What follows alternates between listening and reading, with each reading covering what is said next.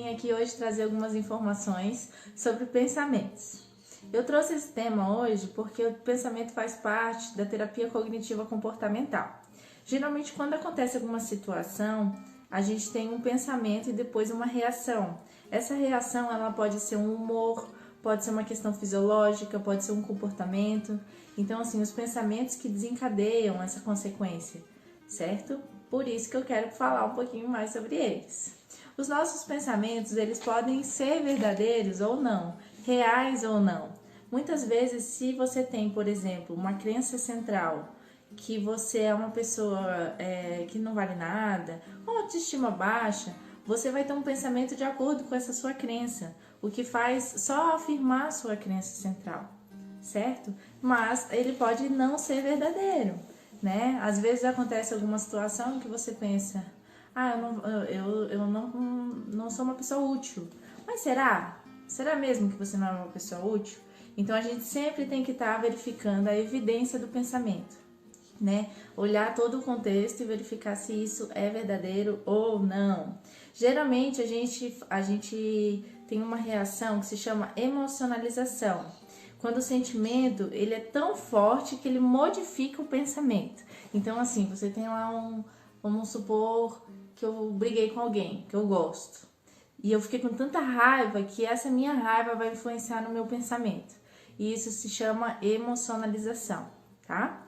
Outro item interessante é em relação ao pensamento catastrófico, que é quando a gente pensa muito, assim, como se algo fosse muito maior do que ele realmente é. Outra questão é em relação a se esse pensamento ele é um hábito ou ele é um fato. De tantas vezes você pensar algo, acaba que como consequência o cérebro já pega aquele pensamento existente e ele faz repetir em outros fatos, né? Vamos supor que sempre que eu vou sair, eu vou pegar uma questão do toque. Sempre que eu vou sair, eu tenho que fechar todas as portas. Por mais que eu já tenha fechado, pode ser que eu vá lá e repita aquela situação para ver se realmente está fechado. E aí me surge aquele pensamento, mas será que eu fechei? Esse é um pensamento de hábito, né? De tantas vezes você pensar, você acaba, consequentemente, tendo esse pensamento novamente. Por mais que a situação não se encaixe mais, certo? A gente tem um outro pensamento. Uma outra questão que eu acho que é bem bacana é, esse pensamento, ele é meu ou será que ele foi introduzido na minha mente?